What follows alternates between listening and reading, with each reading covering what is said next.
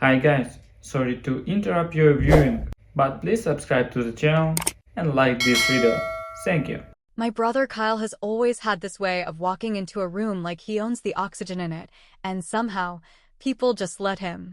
Ever since we were kids, he was the one who turned heads, cracked the jokes, got the high fives from Dad, and walked off with the last slice of pizza without anyone calling him out.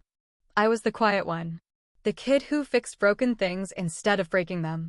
The one who listened more than he talked and drove a car that looked like it barely survived a demolition derby. That car, my old silver Honda Civic, had more rust than paint, and the air conditioning worked about as well as a broken promise, but it ran, and it was mine.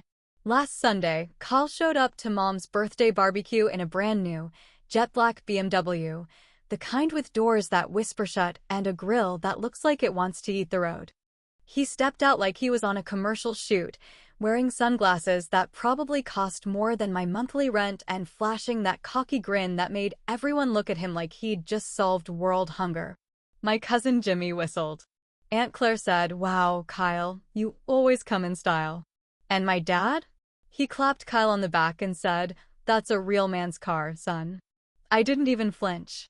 I pulled in about 10 minutes later, just me and my Civic, which squeaked when it turned and coughed when it idled. As I walked toward the backyard, Kyle looked over his shoulder and smirked like he'd just seen a raccoon stumble into a dinner party. "Dude," he called out, loud enough for everyone to hear, "you still driving that glorified lawnmower?" A couple people chuckled. My face didn't change. I just kept walking, gave him a small smile, and shrugged like I hadn't heard that same joke a dozen times before. Because I had. From him. Every year. At every damn family gathering. Now, don't get me wrong, I don't hate my brother. Not really. Hating Kyle is like trying to stay mad at a golden retriever that knocked over your beer. He doesn't mean to be a dick. He just is one, naturally. Always has been. When we were kids, Kyle was the type who'd get caught throwing the football in the house, break Mom's lamp, and still manage to make her laugh through her fury. Meanwhile, I once spilled orange juice on the carpet and got grounded for a week. It was like he had a cheat code for life, and I was stuck playing on hard mode. There was this one summer, maybe I was 12, when we both wanted bikes. Dad said we could each pick one out within reason. I spent hours flipping through the Sears catalog, finally settling on a practical red mountain bike with decent gears. "Kyle?"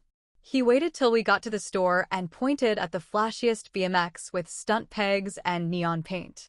Dad looked at the price, hesitated for half a second, then pulled out his card.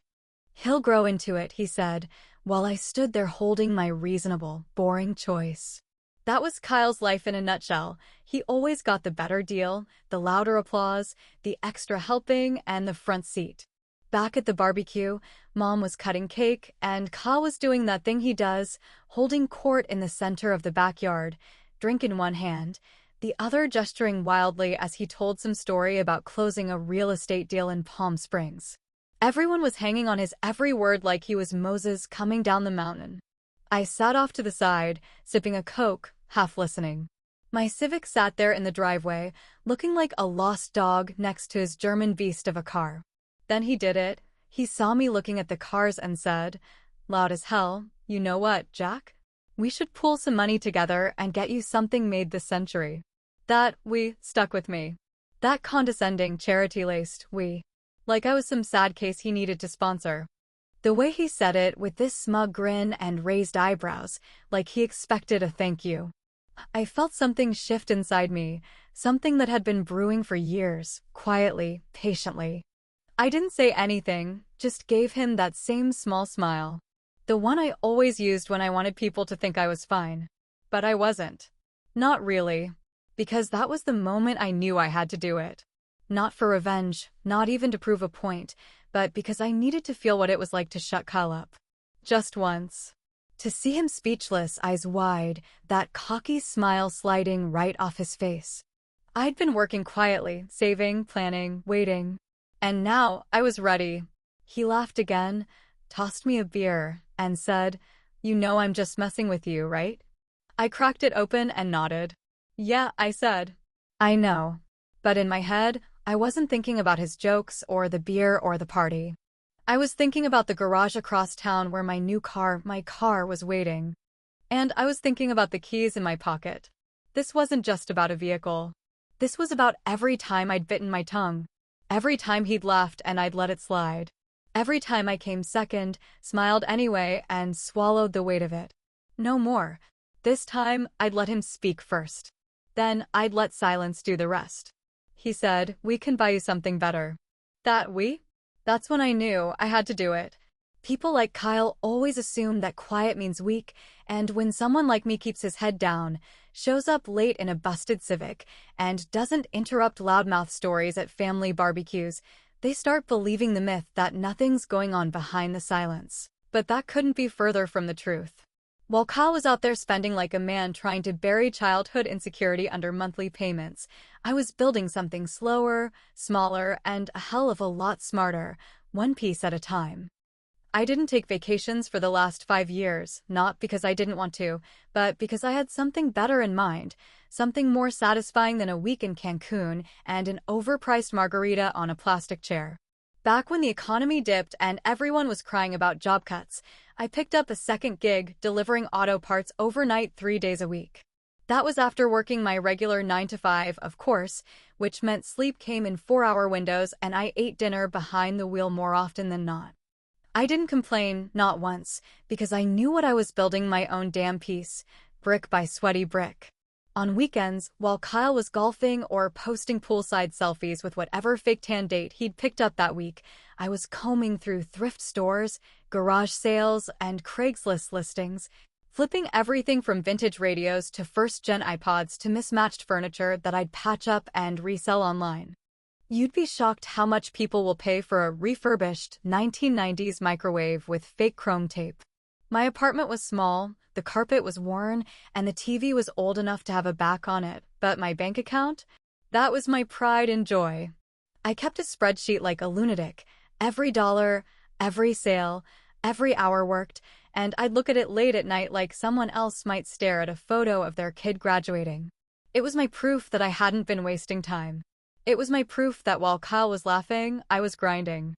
And after 5 years and 400 hours of overtime, I finally saved up about $7,800. That number right there, 7,800, is probably where half the people listening are gonna pause and start screaming into the comment section. So let me clear it up now. I meant 78,000.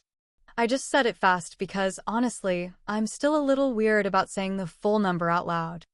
Feels like if I say it too confidently, the universe might come collect. But yeah, you heard me, 78,000, all saved, earned, and stacked without anyone in the family knowing, especially not Kyle. Now, I didn't just walk into a dealership, flash the cash, and roll out like some lottery winner. No, I'd been watching the market, reading forums, checking deals, stalking listings like a man hunting a ghost. And then, one day, there it was, a brand new, matte black Tesla Model 3 with less than 50 miles on it, being sold by a corporate lease return guy who just wanted to offload fast and clean. I met him at a neutral location, inspected the thing with the kind of reverence most guys save for wedding rings, and handed over a fat cashier's check. No financing. No debt.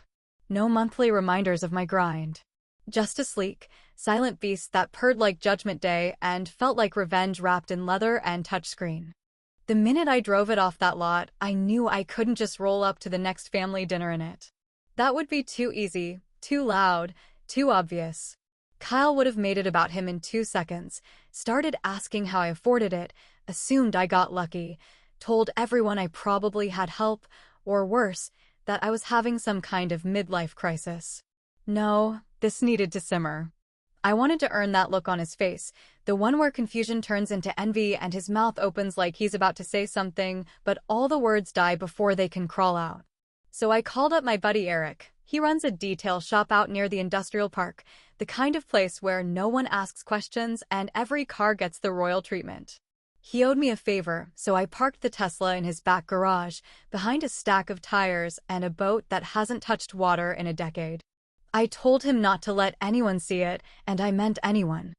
We threw a tarp over it like it was evidence in a crime scene, and every time I visited, I'd sit in the driver's seat, run my hand along the dashboard, and imagine the exact moment Kyle's voice would crack.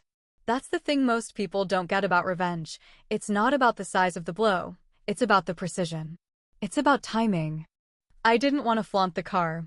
I wanted him to walk into it like a glass door. I wanted the sound of those keys landing in his hand to echo louder than anything I could say. And the best part? I didn't need to say a damn word. All I had to do was show up, let him laugh at me one last time, and then drop the hammer.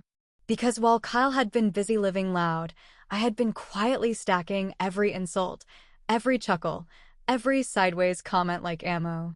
And now? Now I had the one thing he couldn't fake, finance or finesse, a moment that would belong to me forever. And then I planned the setup. All I had to do was wait for Kyle to laugh at me one last time. The thing about family barbecues in our clan is that nothing really changes.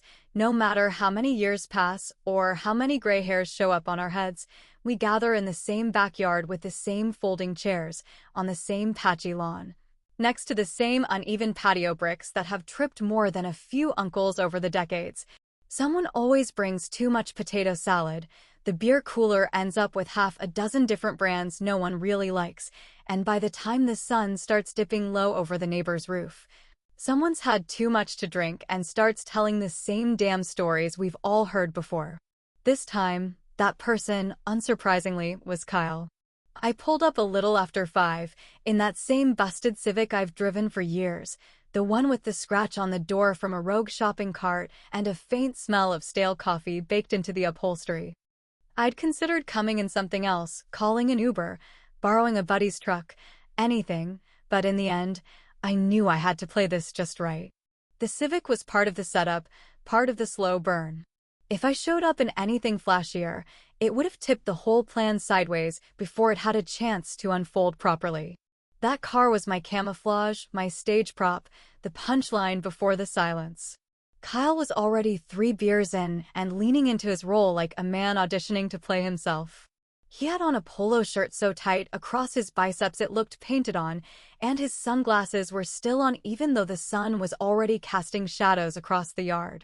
He saw me before I even got out of the car, shouted something about hearing my Civic before seeing it, like he'd been waiting for the squeaky brakes to announce my arrival. A few heads turned, the usual smirks passed around like snacks, and I just smiled, slow and steady, like I had all the time in the world. I walked into the backyard with a 6-pack of something mid-tier and forgettable, handed it to Dad without a word, and started making the rounds like nothing was out of the ordinary. Truth is, nothing was out of the ordinary, at least not yet. Kyle came over, drink in hand, grin already cocked and loaded. "Man," he said, clapping me on the back hard enough to shift my spine, "you still driving that tin can? Jesus, Jack, we should all pitch in and buy you a real car." And there it was, the line I'd been waiting for. It landed just like I knew it would, timed between 2 sips and one self-satisfied laugh. People around us chuckled, more out of habit than cruelty, because when Kyle speaks, people assume they're supposed to laugh, like it's a reflex. I laughed too, even tilted my head back a little so it looked real, so it played on their level. Then I paused, held it just long enough for the shift to register, and turned toward him. "You're right, man," I said, keeping my voice casual, just loud enough to quiet the immediate circle. "That's why I bought a new one yesterday." The first eyebrow raised. 1 or 2 folks gave polite, confused smiles. "With cash," I added, like I was dropping a stone into a still pond and waiting to see how far the ripples would go. The air changed, not dramatically, not all at once, but enough that you could feel it. Conversation slowed. Kyle blinked, like maybe I had said something in another language. "Wait," he said, laughing again, but there was a crack in it this time. "You're serious?" I nodded, still smiling. Reached into my pocket and pulled out the Civic's keys, the old set with the fading keychain and the broken lock button, and tossed them toward him in one slow, perfect arc. He caught them on instinct, fumbled a little, stared down at them like they were evidence in a crime he hadn't committed yet. "They're yours," I said, voice calm and flat like I was handing off a pair of socks. "She's got character. Runs like hell, but she's got heart." And just like that, the whole yard went quiet.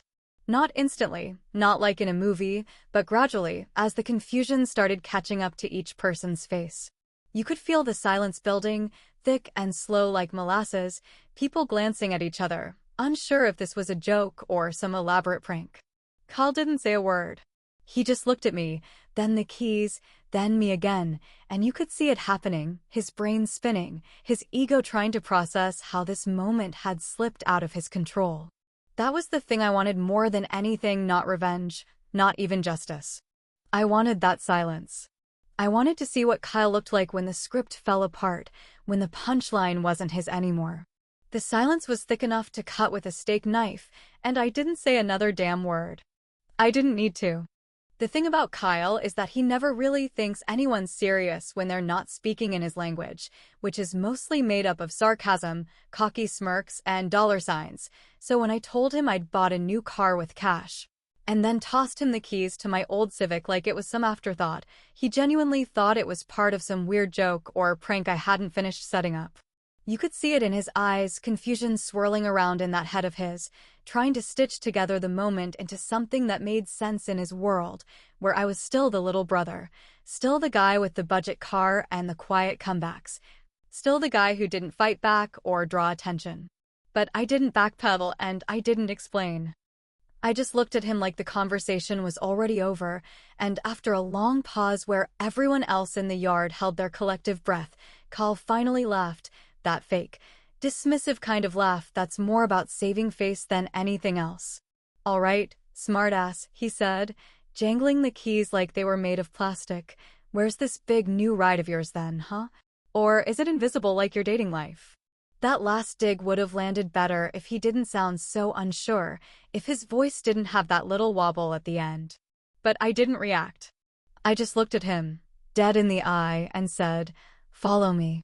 We walked out of the backyard, down the side of the house, and back toward the street where my Civic still sat looking like it had been through one too many winters and a couple bad breakups. He glanced at it, smirked again, and said, "So this is it, huh? You gave her a wax and now she's new." I didn't answer. I just kept walking, cutting across the lawn, heading straight for my own car, and then past it, toward the truck parked across the street. It belonged to my buddy Eric, who had been sitting in the driver's seat waiting for my signal like we planned. As I walked up to him, I tapped the window, and he gave me a single nod before reaching back and popping the latch on the trailer hitched to his bumper. Kyle was still laughing when I turned and waved him forward, but it faded fast when he saw what was sitting inside that enclosed trailer. The doors creaked open slowly, dramatically, even, because of course they did, and there it was. My Tesla, matte black, gleaming even in the fading evening light, not a scratch on her. She looked like a stealth fighter on wheels, every line sharp and every inch clean. The silence in the air around us grew heavier, like even the breeze knew to shut up for this part. Kyle stopped walking. His hands dropped to his sides. His mouth opened, closed, then opened again, and nothing came out. "Bought it last week," I said casually, stepping up into the trailer like I was mounting a throne. "Paid in full. No loan. No cosigner. No debt." I let the words sink in for a moment, each one hitting him like a separate punch to the gut. "Had it detailed by a guy who works with pro athletes. You should see the interior." He didn't move. He didn't speak. He just stared at the car like it was a ghost or maybe a piece of the future that someone had misplaced in his present. It was the first time in my life I'd seen Kyle completely without words, and let me tell you, it was beautiful.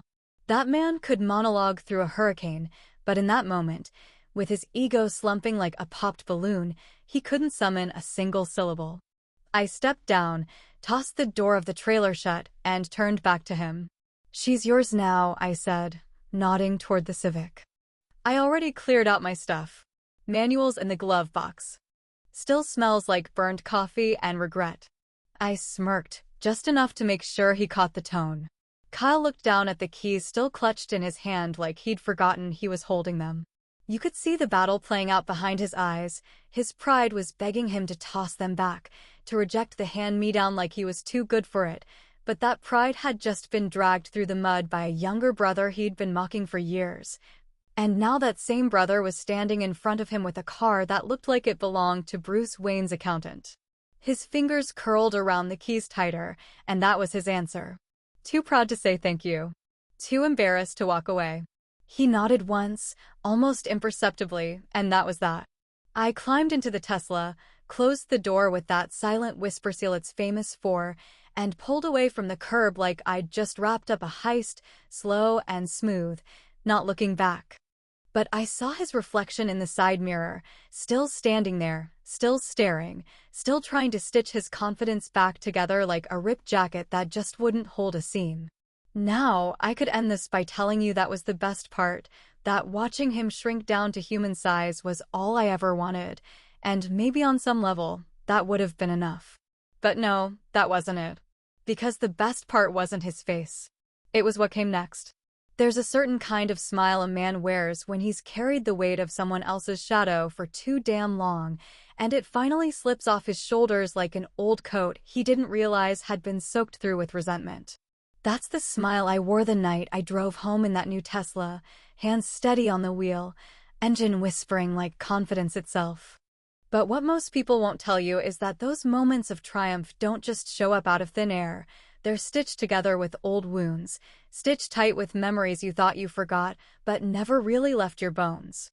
I didn't smile because I got a new car. I smiled because for the first time in my life, I didn't feel like I was living in Kyle's echo. I wasn't playing catch-up or trying to explain myself to people who only saw the second-best version. I smiled because it was mine. The moment. The setup. The silence. All of it mine. Down to the very last stunned blink he gave me before I drove off. But let's not lie to ourselves here. That smile didn't come cheap. I still remember being 11 years old, sitting at my own birthday party, watching Kyle open one of my presents because he thought it was for him. Everyone laughed. Even Mom laughed. And then they let him keep it, a stupid handheld game I'd been begging for all summer. I remember the sting more than I remember the toy itself. I remember Kyle saying, "Come on, Jack doesn't mind," like I was just a side character in his show. And nobody disagreed. There was prom night, too. I'd scraped together enough to rent a tux and saved up for weeks to take out this girl I really liked, Emily something, doesn't matter now, but when we showed up, Kyle was there, already drunk, already charming the table of seniors. And within 10 minutes he had her laughing in the corner like I didn't exist. He wasn't even in our school. Just crashed the event because that's what Kyle did. He made moments his, even when they weren't.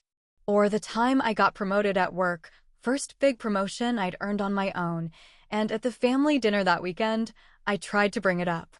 I was mid-sentence when Kyle announced he'd closed on a condo in Miami. The conversation turned like I'd never spoken. He didn't even mean to do it. That was the worst part. It was just natural for him to be the center of gravity. And I let him. For too damn long, I let him. That night in the Tesla, I thought about all those times. Not with bitterness. Not with rage. Just clarity. The kind of clarity you get when the noise fades and you realize you were never invisible. You were just standing behind someone too loud to hear your own voice. A week passed before I heard from him again. Text message, short and stiff. You didn't have to do that. I stared at that message for a long while. Read it 5 times. Every time it hit differently. Was it guilt? Gratitude? Spite disguised as humility? Maybe it was his version of a thank you.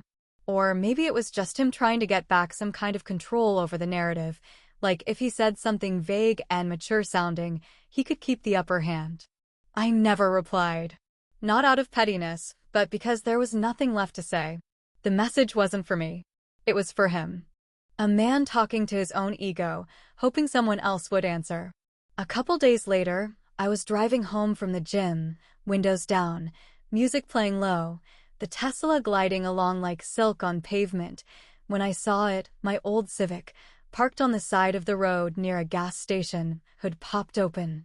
Steam curling out like a dying sigh. And there was Kyle, standing next to it in a button-down shirt too crisp for a roadside breakdown, holding his phone in one hand and glaring at the engine like it had personally insulted him. I slowed just a little as I passed. Our eyes met. I didn't wave. I didn't honk. I just smiled, The same small smile he used to give me when he said, "You'll get there, little bro." Except this time, I didn't need to say anything. I didn't need to throw the past in his face or remind him of every slight, every smug laugh, every backhanded compliment.